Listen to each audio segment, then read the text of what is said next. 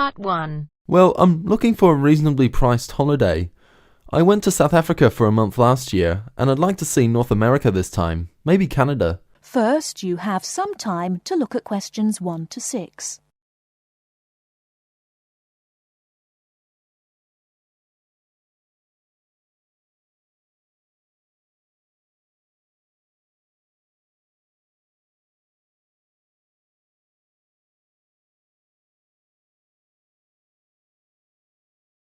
Listen carefully and answer questions 1 to 6. Hello, welcome to the travel depot. How can I help you? Well, I'm looking for a reasonably priced holiday. I went to South Africa for a month last year, and I'd like to see North America this time, maybe Canada. But I'm also interested in Europe if the prices to Canada are too expensive. I'm on quite a tight budget, you see. Well, you could go to Europe, but I'll get some prices for Canada first. I've been to Vancouver. It's lovely at this time of year. And we have some special offers on at the moment. Okay, well, I have some relatives over in Vancouver, so that would be good. I can always travel around Europe next year. Besides, it may be a bit too hot for me at this time. Right, let's have a look at some prices then. When would you like to go? Sometime at the end of next month if possible, but I'm quite flexible any time between the 24th and the 31st. I'd like to go for 3 weeks. Well, there's lots of availability for those dates. Now, if you're concerned about the cost, it's cheaper if you don't mind not flying direct. Sorry, what do you mean? Well, if you don't mind changing planes, then it's cheaper. Oh, well, I don't mind changing planes. In that case, the cheapest flight I have leaves on the 25th and changes in New York. It's only a short stop. You'll be in the airport for 2.5 hours. How does that sound? Sounds good, but what's the price? That's £412 for a return flight, but that doesn't include airport tax. Would you like to arrange any accommodation? No, I have a cousin I can stay with. All I need is the flight, so I think I'll take that one. Right, I'll just check availability for your return. 3 weeks, did you say? Yes, that's right. Okay, well, there are seats available on the 14th or the 15th. Which one would you prefer? The 14th sounds good. Yes, from the 25th to the 14th sounds fine. I'll reserve that for you then. Can you tell me your name, please? Jim Jackson. Is that Jackson? That's right.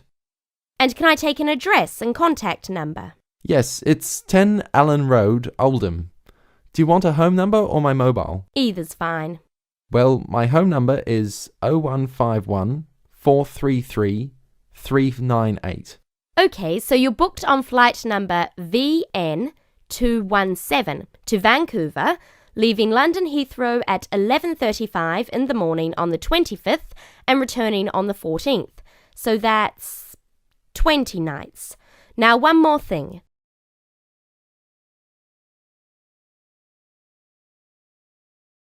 Before you hear the rest of the conversation, you have some time to look at questions 7 to 10.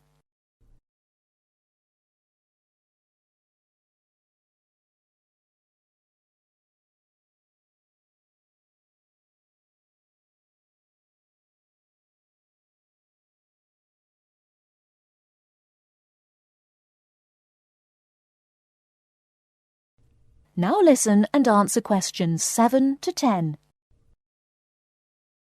Now, one more thing. Do you have any travel insurance? We recommend all our clients take out some kind of cover, even though most people don't end up needing it. Most people have it just for peace of mind. Well, what type of cover do you have? There are 2 choices, the Gold Star and the Silver Star. Our most comprehensive cover is the Gold Star, which will cost £21 for the period you are away.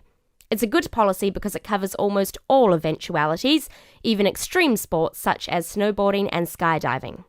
What about the Silver Star? That's £18, but it doesn't cover you for any dangerous sports. Well, for £3, I think I'll take the first one. The gold cover, please. Right, and is there anything else I can help you with?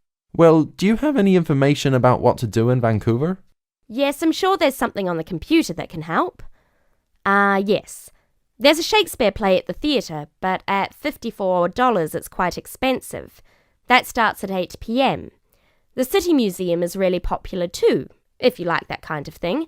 They have a special exhibition of Japanese armour next month. Entrance is free and the museum is open from 9 to 4:30, Monday to Saturday. Would you be interested in either of those? Oh, well, maybe. Well, I'm sure you can arrange that when you get there anyway. So it's the flight and the Gold Star insurance. That's £433 in total. Can I pay by Visa? Yes, of course. If you start...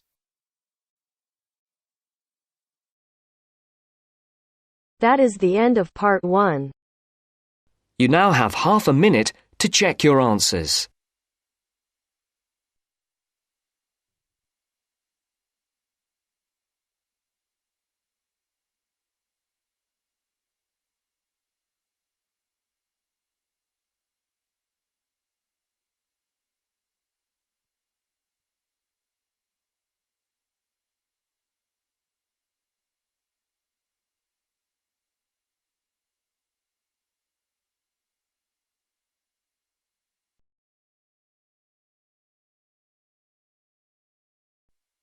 Now turns to part 2. Part 2. You will hear a speech given by the head of a company to some new employees. You have 30 seconds to look at questions 11 to 16.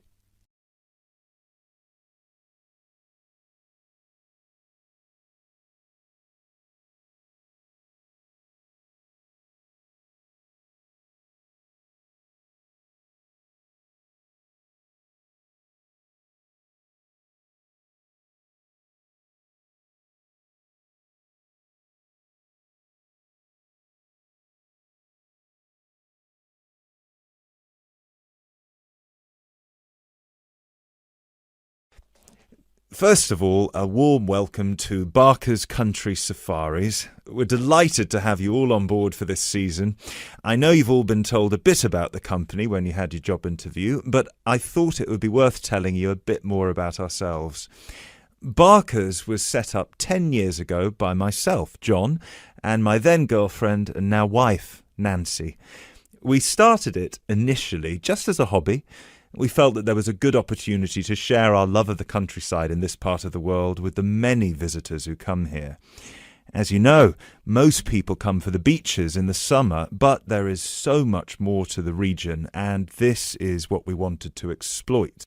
Nancy and I were born near here, and as teenagers we went climbing, kayaking, whitewater rafting, potholing, and just straightforward walking. This district is in our blood, and we love it. While we were still at university, we started taking small groups of visitors out into the national park in Nancy's brother's old Land Rover. We'd drive them around the back lanes and into the forest. We'd also organise rock climbing tours for friends of friends. Then, each year, without us having to advertise, people came back to us to ask for more excursions and trips. So, 5 years ago, we gave up our other jobs to focus full-time on Barker's Country Safaris. Now, 2 years after that, we set up the activity tour part of the business, and 1 year ago, we expanded into organising activities for school groups during term time. Obviously, this was a massive challenge with all the health and safety requirements, but it's proving a great success.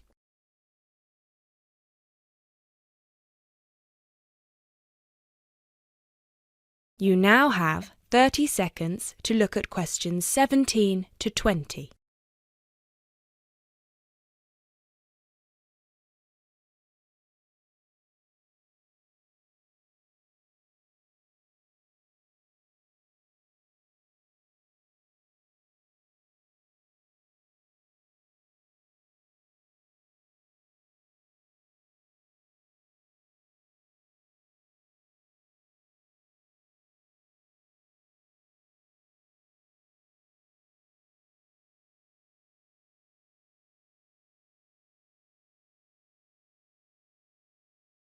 You now have 30 seconds to look at questions 17 to 20.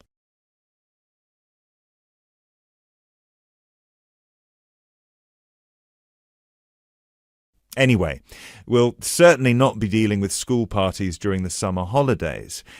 Our clients for the next 3 months are mostly family parties or groups of friends, and I'd like to talk a bit now about the tours we offer and what your responsibilities will be. Our most popular excursion is the Woodland Tour and Trail. Now, often this is sold out and we have all of our 10 jeeps in convoy with 8 people in each jeep. It's a lot of fun. These tours really offer a taster of what we can provide. So as both driver and guide, it is important that you do a good job here so they come back for the bigger tours. I will talk about the commission package later. As the summer days are so long, we have 3 tours each day, but you will not be expected to work on more than 2 of them. Morning tours start at 8 a.m. and go to midday. Afternoon tours are from 2 p.m. to 6 p.m. and then evening ones 7 p.m. to 11 p.m. All the tours follow the same route and you should have made yourselves familiar with all the key information. This was provided to you in the information pack you were sent when you accepted the job offer. This is important, so if you haven't had time yet, please do so now. Our second most popular tour is the Family Exclusive. Now, this tour is for the whole day and for only one group. Usually it is just one jeep, but sometimes there are 2 if the party is large. These tours go from 10 a.m. till 5 p.m. and include lunch at the Brown Bear in Lower Middleton. We have a number of different routes for these tours as we don't want our premium clients being made to feel that they are part of a large package deal. You will be told which route to take with your weekly schedule. Now, I'd like to move on to these specialty tour packages. These are the ones that we're keen to book people on once they've done the Woodland Tour and Trail trip.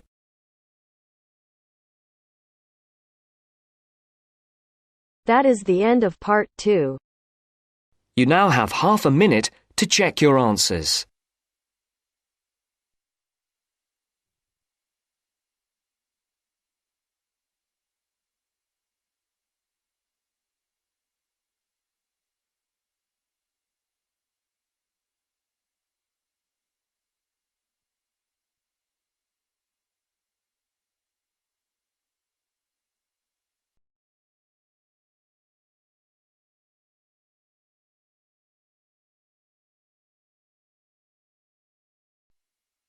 Now turns to part 3. Part 3. You'll hear an interview with a wildlife specialist called Alison Sharp talking about bears. In the first part of the discussion, they are talking about the history of the bear. First, look at questions 21 to 23.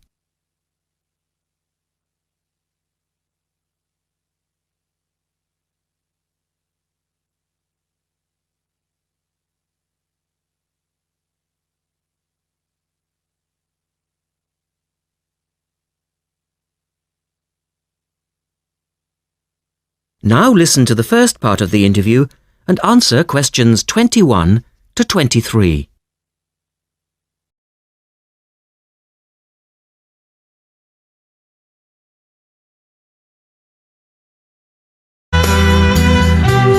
Alison Sharp has spent much of her life researching bears, and in particular, bears in danger of extinction. She is the author of a recent book on bears, and we welcome her to the studio today. Thank you. Delighted to be here. First of all, can you give us a quick overview of the history of the bear family? Well, the bears we know today actually have as their ancestors bears which have been evolving for some 40 million years. We have fossils of the earliest true bear, and it's important to emphasize this because some creatures are called bears but are not. Such as koalas, for instance. Yes, exactly.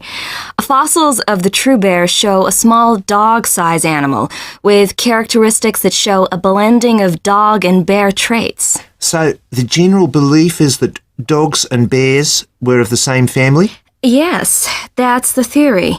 And then we see the arrival of the early cave bear. We know from cave drawings that Neanderthal man used to worship this bear and at the same time fear it. Understandable, perhaps. Yes, but they need not have worried because the cave bear only ate plants. In fact, the cave bear survived 2 ice ages, but then became extinct. In the second part of the interview, Alison talks more about the situation of bears today.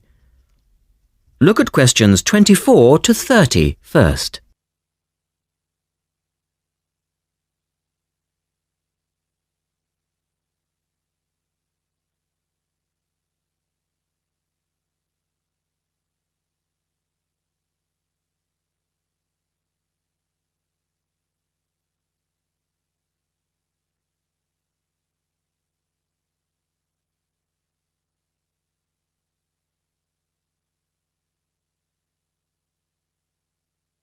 Listen carefully and answer questions 24 to 30. So, how many bears can we find today? And are any of them in danger of extinction? Well, I'll answer your first question first. There are 8 species of bear in all, among them the American black bear and the brown bear, from which evolved the newest species of bear, the polar bear. So, how old is the polar bear? Oh, he's a relative newcomer, just 20,000 years old. And could you tell us a little about them? Which is the largest bear, for instance? Well, the largest bear existing today is either the polar bear or the brown bear. Right. Don't we know? Well, it depends which criteria you use. The polar bear is the heaviest. The male weighs up to 1,500 pounds, but his narrow body actually makes him look smaller than the much more robust brown bear. So, the brown bear appears the biggest. Yes. And the smallest? Well, the sun bear is the smallest of the 8 species. They only weigh between 60 and 145 pounds. That makes him a comparative junior. Yes. And then next we have the so-called giant panda. But that's a small bear too, comparatively speaking.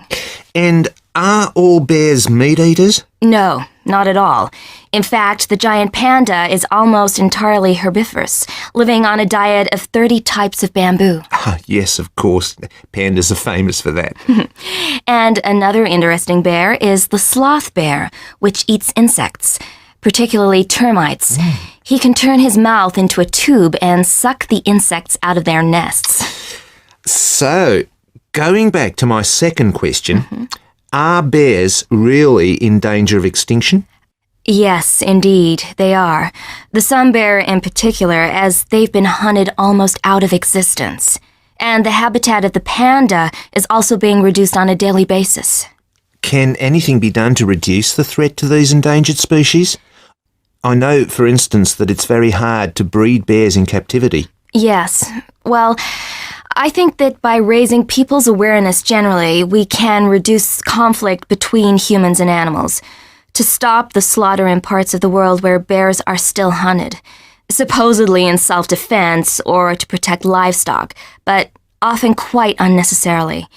And we can also encourage governments to preserve the natural environment of the bear, rather than allow the areas where they live to be systematically destroyed in the name of progress. Yes, of course. And in addition to these global efforts, all profits from the sale of my book will go toward the United Nations Bear Protection Program. That's wonderful. And with the news coming up, thank you for your time, Alison, and best of luck with the book. Thank you very much.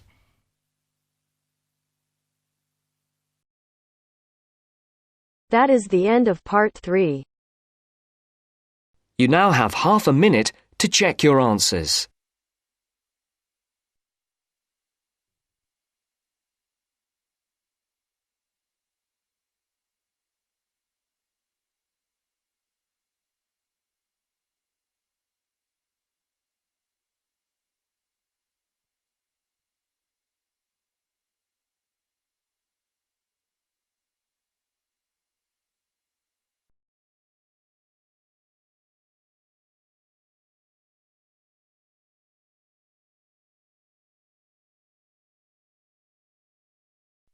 Now turns to Part 4.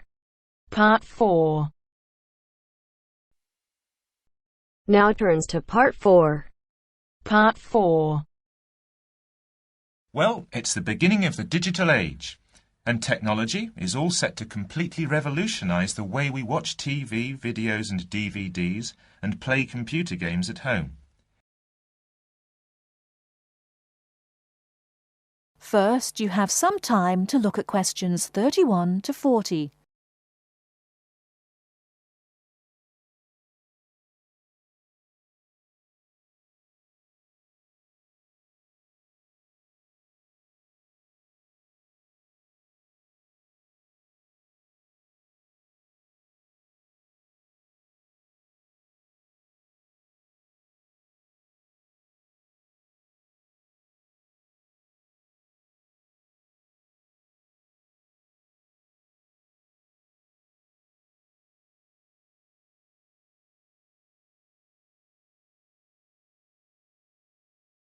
Now, listen carefully and answer questions 31 to 40. Well, it's the beginning of the digital age, and technology is all set to completely revolutionise the way we watch TV, videos and DVDs and play computer games at home. Here to tell us more about how we will be spending our leisure time at home in future is Anna Zabel. Hello. Yes, there will be huge changes in the way we use television, radio and new media in future. By this, I mean we will be able to do what we want, where we want and when we want. The result is that our homes will increasingly become home theatres, and all our entertainment at home will be available at the touch of a button. Now, most home entertainment these days is delivered over wires, but this is changing thanks to high-speed broadband. Downloading will become easier, and studios will eventually release movies, songs and video games directly to the consumer. So, for example, instead of a film opening on the big screen and eventually appearing on television, video and the internet, it can appear in all formats at once. This means that we will have more choice and control over the media we use. So, how will we use this media in our homes in future? There will be big changes in how we watch video and television. Several research groups and companies are trying to add depth to TV and other video displays in the form of a third dimension. So television and video screens will have depth. What do you mean by depth exactly? Do you mean 3D, like a hologram? That's right. When we say that a hologram has 3 dimensions, it means that we can see not only up and down and left and right, but forwards and backwards too. When we talk about dimensions, we call forwards and backwards depth. So when we say that a hologram has 3 dimensions, it means we can see up and down and left and right, just like a picture or photo. But we can also look into the hologram because the image it contains has depth. So instead of watching films on a flat screen, we will be watching them in 3D. Absolutely. Well, as we live in a 3D world, we shouldn't really be watching television and films in 2D, and the technology to make this happen is already there. 3D screens are being developed which can be placed throughout the house, even in busy areas of our homes, like doorways and halls. Now, these screens appear to float in air. So in the future, 3D holographic images will be sent into our homes, and we will be able to experience the action as if it is taking place right in front of our eyes. So, the action won't just look real, it will be real. Incredible! How does this technology work? Well, to get true 3D, each of your eyes has to see a slightly different image. 3D screens interweave multiple images in vertical stripes using special coatings and filters built into the screen. This means that each eye sees a different set of stripes. These screens are called lenticular screens. Now, these screens are easy to produce and some laptop PCs and cell phones already have them. However, lenticular screens do have one disadvantage. The strain on the eyes and brain of putting together a 3D image from two flat ones can result in headaches and dizziness. But a few companies have developed a hologram 3D display which does not cause these problems. Instead of building images, then leaving them to the brain to put together, holograms create a whole image that reaches the eye exactly the way light from a real object does. You can even walk part of the way round a holographic image to see side and back views, just as you would do if the object was right in front of you. Twin holograms will let a couple watch two different programs on the same screen, even if they sit next to each other on the living room sofa. So no more arguing about which program to watch. That's right. Patio screens are being developed too. Patio screens? What are they exactly? Well, a patio screen is a big inflatable screen, which means you can take it outside your home and watch a film in your garden. Some patio screens are even equipped with DVD players, and some new ones may even have a wireless connection. Amazing developments there. Well, join us after the break when we will be talking. That is the end of part 4.